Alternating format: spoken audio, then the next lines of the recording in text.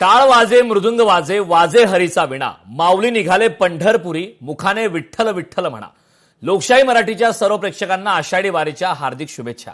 प्रसिद्ध कीर्तनकार आणि प्रवचनकार श्रीराम पुरोहित लोकशाही मराठीवर जोडले गेलेत, त्यांच्याकडून जाणून घेऊयात आषाढी एकादशीचं महत्त्व आणि आषाढी एकादशीचं दिनविशेष काय। पुरोहितजी, लोकशाही मराठीमध्ये आपलं स्वागत आहे। धन्यवाद, नमस्कार। वर्षभरात अनेक एकादशी येतात, पण आषाढी एकादशीचं वैशिष्ट्य आणि तिची ओढ काही अनोखीच असते। लाखो वारकरी शेकडो किलोमीटरचा प्रवास करून एकत्र येतात। आजच्या या सोहळ्याचे सर्वात मोठे वैशिष्ट्य काय? आषाढी एकादशीला देवशयनी एकादशी असं म्हटलं जातं, पण आषाढी एकादशीच्या संदर्भात आणि कार्तिक एकादशीच्या संदर्भात आवर्जून सांगावं लागतं की महाराष्ट्राची जी सांस्कृतिक परंपरा आहे, जी आध्यात्मिक परंपरा आहे, त्याचं सर्वोत्तम वैभव, त्याचं सर्वश्रेष्ठ वैभव, सर्वोच्च वैभव म्हणजे आषाढी आणि कार्तिकीची वारी। तशा त्या 4 वारी आहेत, चैत्र आणि माघाची देखील वारी आहे, पण आषाढीची वारी कधी चुकू नये असं प्रत्येक वारकरी बंधू भगिनींना वाटत असतं।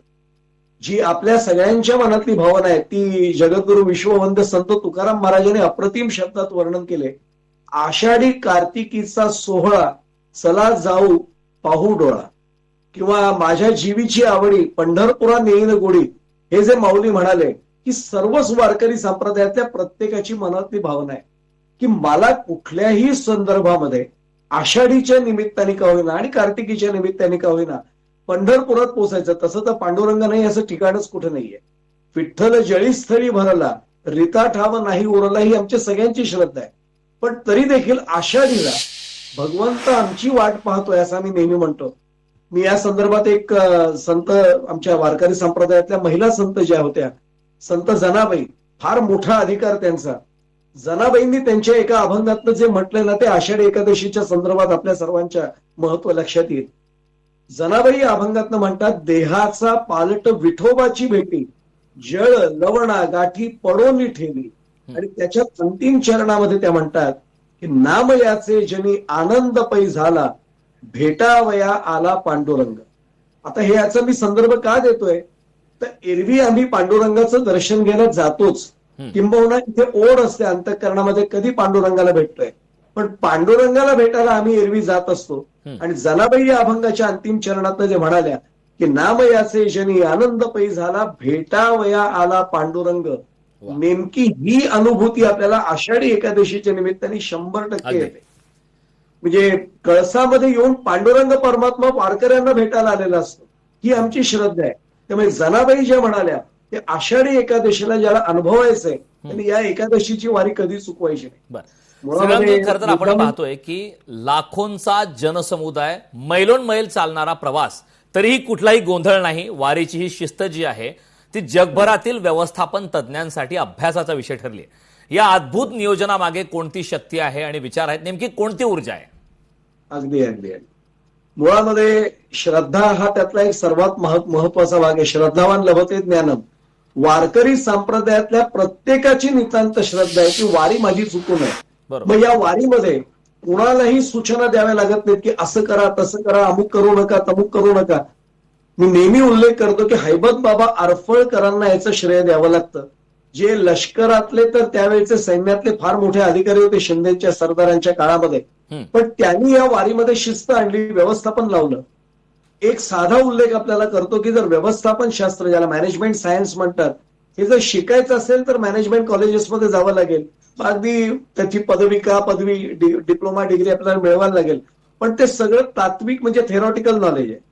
प्रॅक्टिकल नॉलेज हवं असेल तर वारीमध्ये किमान एक दिवस युवकांनी चालून पाहावं, नेमकं व्यवस्थापन कसं असतं। अनुशासन तर आहे, पण ते प्रेमाच्या आधारावरचं अनुशासन आहे। लष्करी शिस्त नाहीये ती की अमुकच करा, सांगावं देखील लागत नाही, पण श्रद्धापूर्वक अंतःकरणाने आमचे वारकरी जेव्हा त्यात सहभागी होतात त्यावेळी आपणहून त्या अनुशासनाचं पालन केलं जातं।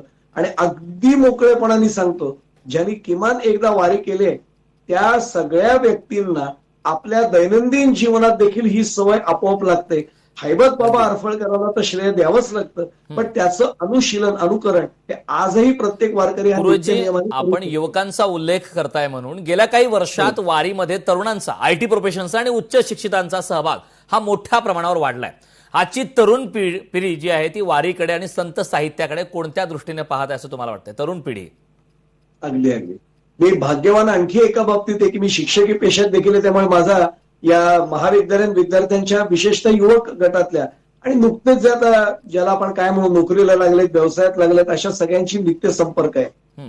आपल्याला कदाचित असं वाटत असेल, अनेक जण सहज असं पटकन, ज्याला इंग्रजी भाषेत लूज कॉमेंट्स म्हणतात, सहज बोलून जातात की काय तरुणांना हल्ली अध्यात्म काही उरलं नाही.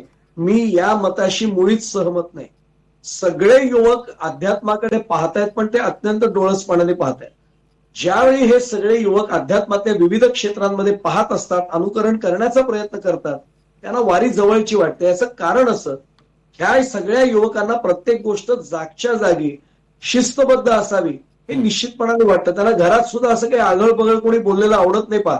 आणि पूर्वी आपण बोलायचो नाही आपल्या पिढीतल्या, म्हणजे मी माझ्या पिढीपर्यंत तरी नक्की सांगतो, पण आजच्या पिढीतली नवीन पिढीतली मुलं ही आपल्याला न पटणारी गोष्ट सांगतात. आणि आता प्रामाणिकपणे सांगतो, जेव्हा ते वारी पाहतात, मग आधी पूर्वी त्यांनी कदाचित दूरदर्शनवरनं पाहिली असेल, कदाचित कोणाकडनं ऐकलं असेल, पण जेव्हा ते वारीमध्ये येतात तेव्हा त्यांच्या लक्षात येतं की आपल्याला जे अनुशासन, आपल्याला जी व्यवस्थापनाची तत्व अवलंबावीत असं वाटतं, त्याचं अनुकरण वारीमध्ये केलं जातं. हे जेव्हा त्यांच्या लक्षात येतं ते वारीमध्ये जोडले जातात. आणि आपण फार छान उल्लेख केला, आता जे तरुण, आता जी युवा पिढी वारीमध्ये येते ती पर्यावरणाचाही संदेश घेऊन येते, अत्याधुनिक तंत्रज्ञानाचाही संदेश सर्वांपर्यंत पोहोचवत आहेत. पण या सर्वांना अध्यात्माचा पाया लाभलाय आणि यामुळे हा संस्कार फार महत्त्वाचा आहे. नक्कीच पुरोहितजी, अगदी आपण जसं म्हणतायत तसं अगदी तंतोतंत याला आध्यात्मिकचा पाया आहे. आपली चर्चा पुन्हा एकदा आपल्यासोबत श्रीराम पुरोहित आहेत, मी त्यांच्याकडे जाणार आहे. श्रीरामजी, वारीचे सांस्कृतिक आणि आध्यात्मिक सुद्धा महत्व आहे. आषाढी वारी ही केवळ एक धार्मिक यात्रा नसून महाराष्ट्राची ही एक जिवंत सांस्कृतिक परंपरा आहे. आजच्या काळात या परंपरेचे आध्यात्मिक आणि सामाजिक महत्व तुम्ही कसे पाहता? खूपच मौलिक प्रश्न आपण विचारला. आज जर समाजामध्ये पाहिलं तर अनेक जण असं म्हणतात की प्रत्येक जण स्वकेंद्रित झाला, ज्याला सेल्फ सेंटर्ड म्हणतात.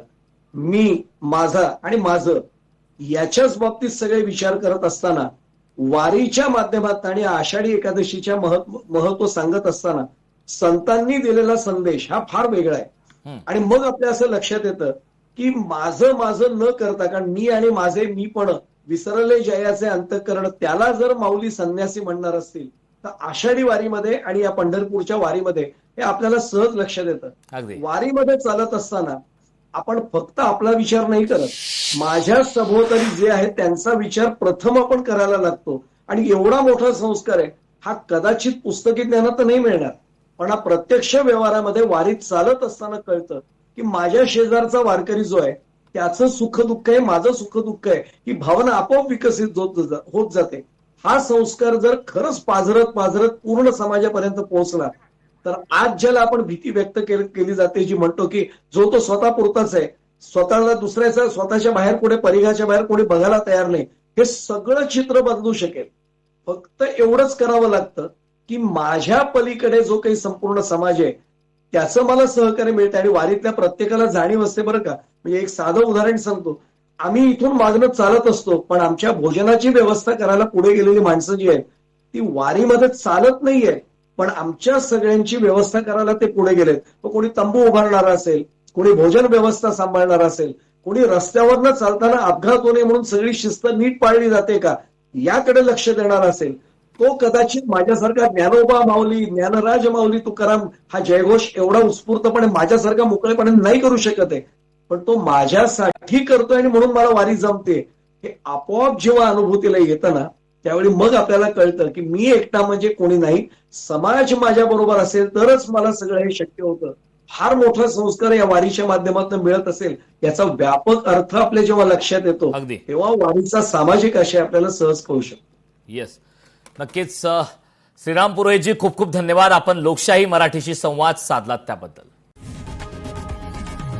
लोकशाही मराठी ऐका, पहा, जागरूक रहा.